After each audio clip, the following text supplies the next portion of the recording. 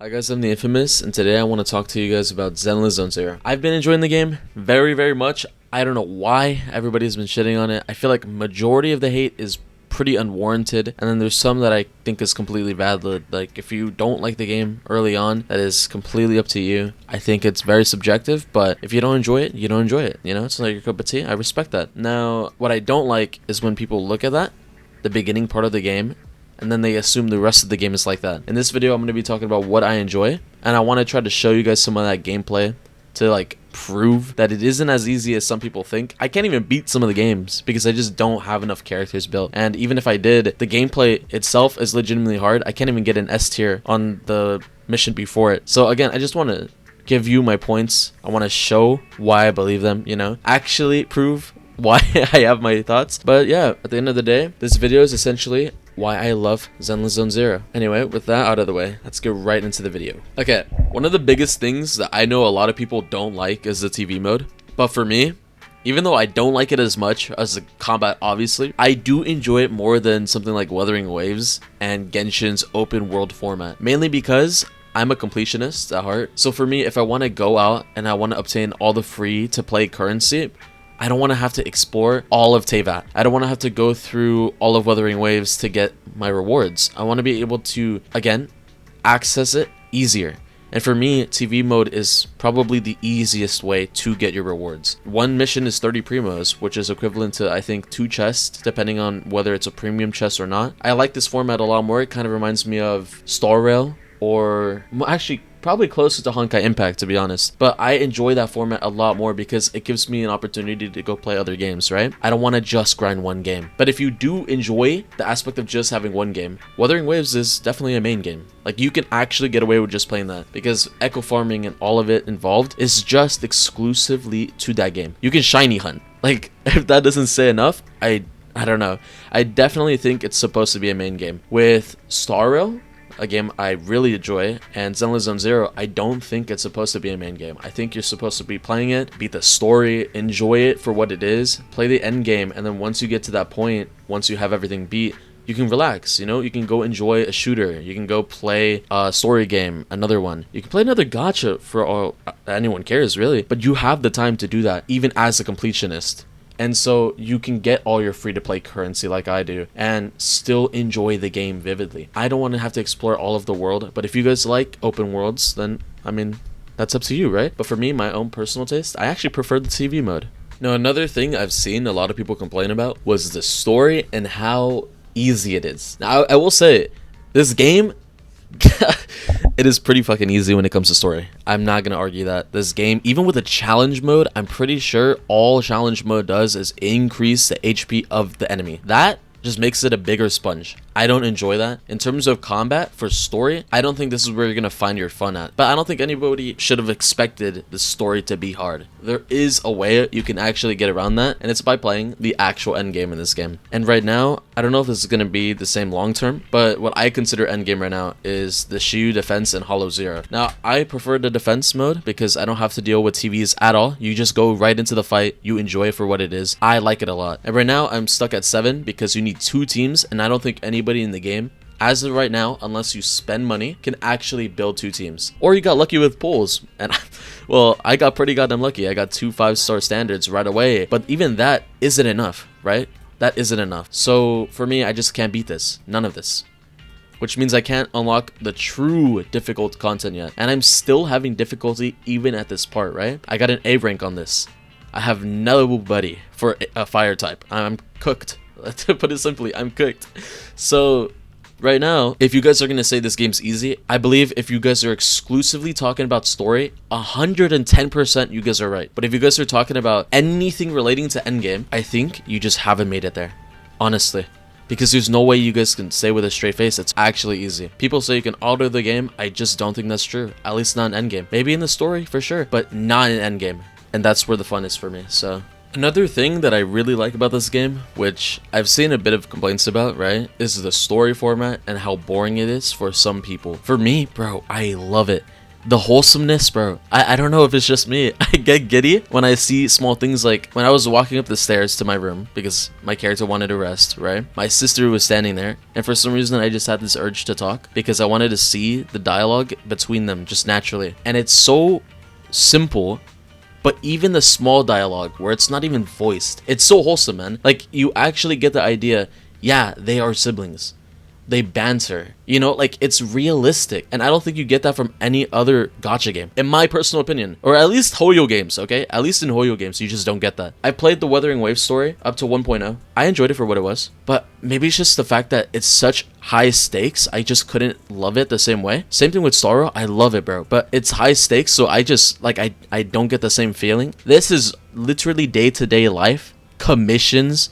You know, it's basic stuff that everybody goes through, and I enjoy it for what it is, man. Especially with the animation. It's so bombastic. Like, everybody is so animated. It's so beautiful, bro. I enjoy it for what it is. Again, I really do. That's probably my favorite part, honestly. The animations are so fluid, and I love, even though the story isn't that like deep, it's so wholesome and straightforward, and you get development with the characters, and you really do feel their relationships, you know? They actually have character. Another thing I want to talk about is the rates in this game, right? Because for me, somebody that's come from Genshin, someone that's played Starro, someone that's played Wuthering Waves, fuck, bro, I even played Dokkan Battle. Hey, okay? But for those games in particular, the gacha system, especially for Genshin, okay? Let me get this out of the way. Characters, it's alright, 50-50, you know, pretty normal. The weapon banner is dog shit even now, bro. I hate the weapon banner. Then I play Star Rail, and I love the fact that it's a 75-25. Then you play Wuthering Waves, and it's like, bro, they just give it to you. They are so generous. Very, very sweet. In this game, we get a mix of both Wuthering Waves and Star Rail, in the sense that your characters are 50-50, just like both games. Then you get a W engine, which is the equivalent to a weapon in Wuthering Waves or a light cone in Star Rail, and this is still a 75-25. It is not 100%. So for that, it is a bit of a bummer, but it is still very nice. Higher rates than Genshin, thank God. Then you go to the standard. They give you a 300, just like in Starro. Then you get a free character. You don't get to choose, unfortunately. I really like the fact that in Wuthering Waves you can. You get a random 5-star. You can re-roll. I did. I got Grace. Very nice. And that's essentially the standard. Very basic. It's literally Starro. Same system. Then you go to your Bangboos. This is where they took from Wuthering Waves. The weapon banner in that game gives guaranteed. The Bangboos also give guaranteed. I got 2 S characters, or Bangboos already. Bro, they're so fucking cute. This is something I love so much. I love these Bangboos. When it comes to the gacha system, though, as a whole, I do enjoy it. I do think it's very fair. I do think they have enough pulls, too. I've already got 123 pity in this. This is insane. Already, off of standard alone. So I'm almost halfway to my guaranteed. I got 2 Bangboos, 2 S tiers. You can also go for dupes in them. I don't recommend it, but you could. And you can choose which one you want to go for, just like you choose your weapons in the standard banner in Wuthering Waves. I do enjoy that very much. But again, if you guys were expecting higher rates for the weapon banner being guaranteed, it's unfortunate. It's a 75-25, just like Lycons. And characters are still 50-50s like in every other game. But again, still very nice. I like the system in terms of just raw gacha. Okay, for me, this is both a winner and an L, okay? Let me get this started. Grace, Rina, Anby, Billy. I love these characters so much. I like Soldier 11 as well. I do enjoy Anton. He reminds me of Toto from Jujutsu Kaisen, right? I do enjoy these characters. Koleda, I love her story, but her design, I don't really mess with, right? Nekomata, enjoy her story. Don't really mess with her design. Hey, hot take. LN8 for me, bro. Lycon, I like his story too. Like, I love these stories, especially the house, right? I do enjoy it. But again, not my cup of tea. And there's so many kids in this game, bro. I don't know why. There's so many kids. Like, even the furries in this game. There's a lot of furries, believe it or not. Like, that is just not my cup of tea, right? Maybe I'm just too basic, okay? But I like Grace and Rina the most, right? Along with Anby. Those are like my top 3 in the game. Billy, fuck yeah, bro. Hey, charismatic, cool as fuck. Hey, he reminds me of Deadpool. I love him, bro. I love him. But maybe it's just not my cup of tea. I don't like the aspect of having so many children in the game, along with the furries. But hey, I like their character a lot, so it makes up for it, you know? Like, again, I'm not a big guy in terms of, like, these designs, but you can't tell me with a straight face these aren't unique. They are very unique, at least compared to every other gacha, right? Mechs, furries, I just don't like the children, bro. Please take the children out. Don't add so many. But if you guys keep cooking with Grace, you know, or, like, other designs like this, bro, please, game, please, just keep giving people what they want. I don't think a single person wants children, okay? Respectfully. I wouldn't consider these goons characters, but hey, I think they deserve their own category, okay? Like, these are very, very cute. I love them so much, right? We have our first limited, or I'm pretty sure it's limited. It's in the event, and you get free super impositions. I love this guy. Little, cute, adorable gremlin, right? You get a bunch of these gremlins, too. Right? So goddamn cute. So cute. And in combat, they're actually useful too for chain attacks and other elements. Like, it's very, very sweet. Right now, I'm going for this. I'm trying to get all the main abilities for your teams. Like, the main, what do you call them? Your factions, right? Cunning Hairs, he boosts them. Bellabog Industries, boosted.